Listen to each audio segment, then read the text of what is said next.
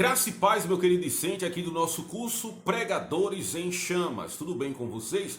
Hoje nós vamos ver algumas questões relacionadas à pregação expositiva, porque é tópico essencial, fulcral e necessário do curso Pregadores em Chamas. Embora aqui o nosso curso tenha uma perspectiva bem mais completa, até mesmo de ver a perspectiva grega, ver algumas questões, por exemplo, da questão da locução verbal, inlocution, prolocution, outras coisas mais, mas o nosso fulcro aqui no nosso curso está relacionado à questão da pregação expositiva. Hoje a gente vai ver uma perspectiva histórica, tá certo?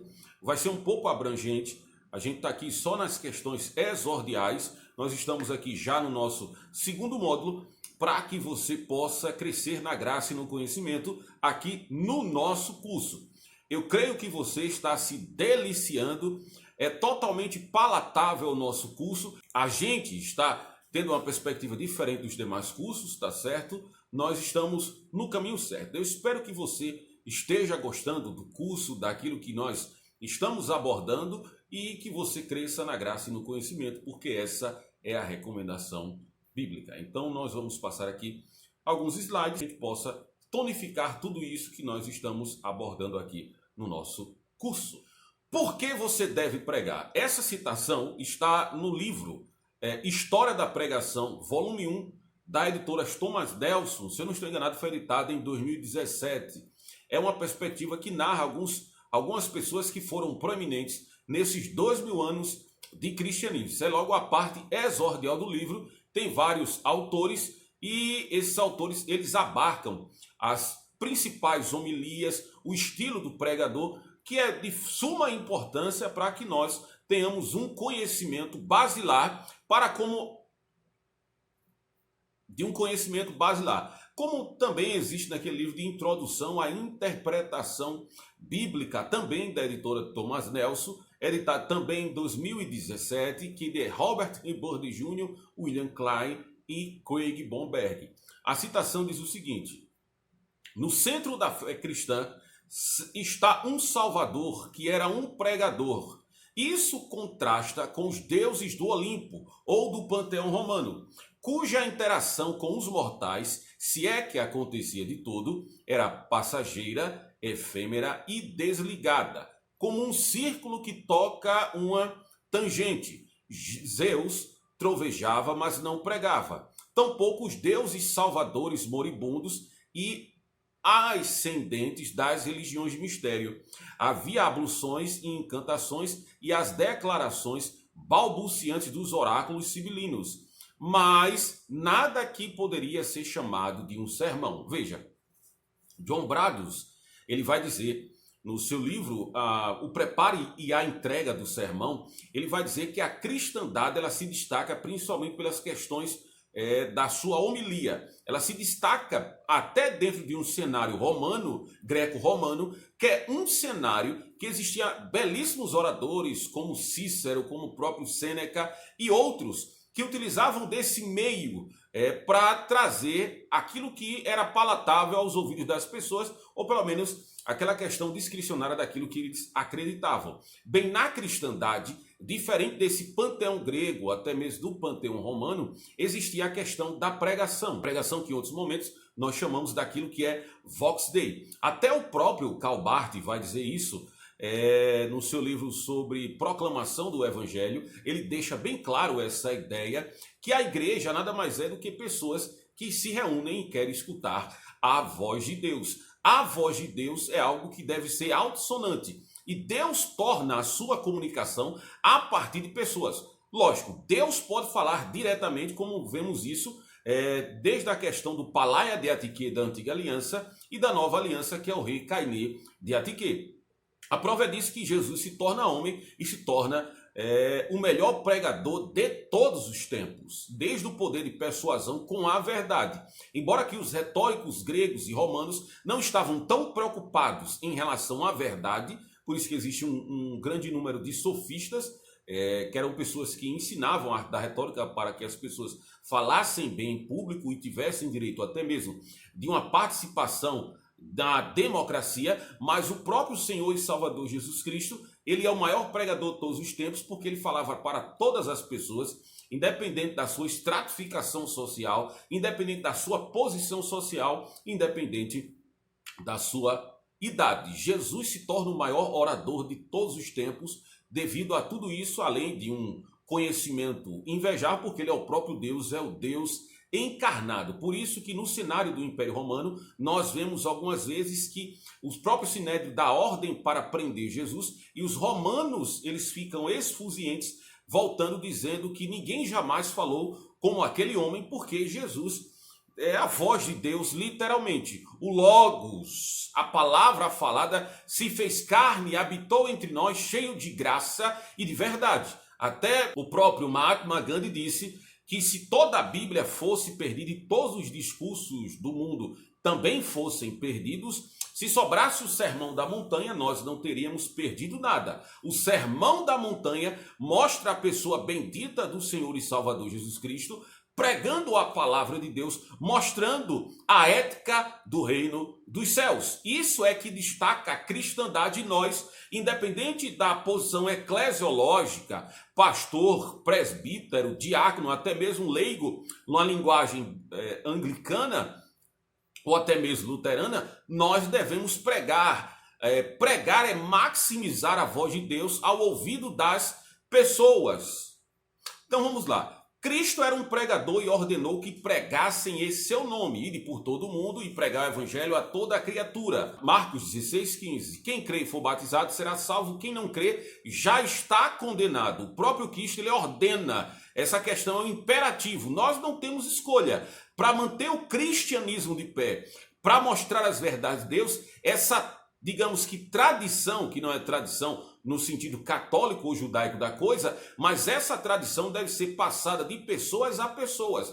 Eu sei que existe um grito do próprio Agostinho dizendo o seguinte: ide por todo mundo e pregar o evangelho a toda a criatura, se for necessário, fale. Parafraseando Marcos capítulo 16, verso 15. Bem, isso tem a sua verdade dentro de um contexto dizendo que a mensagem que nós falamos com a boca deve ser encarnada na nossa ortopraxia. Isso é verdade, isso é indubitável. Agostinho, o doutor Agostinho, ele está falando a verdade.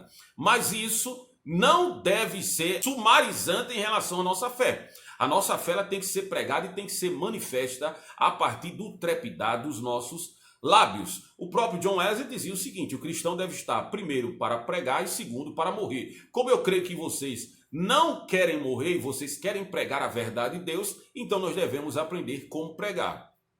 Veja, a igreja cresceu através da pregação, isso é verdade. Através das homilias, através do discurso, através da pregação apostólica, do colégio apostólico que deixou para os bispos e para os leigos da igreja, é a partir daí que a igreja começa a crescer. Por exemplo, lá em Atos capítulo 8, quando o evangelista Filipe, no caso diácono, ele vai pregar em Samaria, as pessoas creem. Por quê? Porque ele pregou o evangelho. Lá em Atos capítulo 9 vai dizer também que a igreja crescia e tinha paz em todos os lados, e isso crescia justamente pelo poder da pregação. O próprio Martinho Lutero, citado por Augusto Nicodemos no livro Uma Breve História dos Intérpretes da Bíblia, ele vai citando isso por um livro chamado Conversas à Mesa, só que ele cita em inglês e o nome eu estou esquecido desse livro. E Martinho Lutero, ele é indagado porque a reforma protestante, ela cresce de forma profícua. Ele diz o seguinte: eu não fiz nada. Quem fez e tirou o poder do Papa foi a palavra de Deus. Enquanto eu, em Melancton, tomava bebida alcoólica, a palavra de Deus foi tirando o poder do Papa e justamente nós temos o que temos hoje. Não uma reconstrução, nem um revisionismo, como somos acusados, mas um retorno à palavra de Deus. Veja, Paulo ordenou que um jovem pastor pregasse. Lá em 2 Timóteo, capítulo 4, verso 2, Paulo vai dizer: pregue em tempo e fora de tempo. Lá em 1 Timóteo, capítulo 4, verso 13, o apóstolo Paulo, ele diz o seguinte: até que eu venha, pregue, exorta e ensine. Isso são verdades eternais que nós vemos. Paulo está dizendo isso para um jovem pastor que era doente, que no caso aí é o bispo de Éfeso, chamado Timóteo. tá certo? Ele tem mesmo com essa problemática, ele é tímido, a narrativa bíblica é essa, até quem diz isso é John MacArthur no seu comentário, o próprio dicionário, novo dicionário do Novo Testamento de J.D. Douglas também fala isso, o dicionário Vine e Wycliffe também dizem, porque pode existir alguma divergência, mas ao que tudo indica, o próprio Timóteo, ele era tímido. Timidez e pregação do evangelho combina, embora que a pessoa possa ter medo, a pessoa pode ser uma pessoa introvertida, mas existem pessoas que mesmo com isso, com o poder e a unção do Espírito Santo, podem sobrepor essa problemática e estar juntamente com as pessoas pregando a palavra de Deus e as pessoas escutando a sua voz. Pregação como doutrina histórica.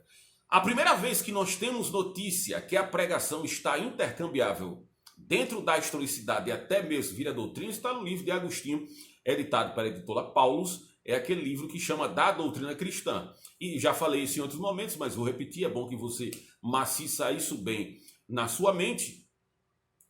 O primeiro tratado nesse livro da doutrina é que Agostinho ele é treinado na retórica romana, ele é orador oficial de Roma, e ele vê que os cristãos também devem se valer desse jogo retórico para que eles possam persuadir as pessoas em relação à verdade. O que o cristão não pode fazer é negar a verdade, como diz lá em 2 Coríntios, capítulo 3, verso 8, ninguém pode ir contra a verdade a não ser a própria verdade. Mas isso não tem problema nenhum.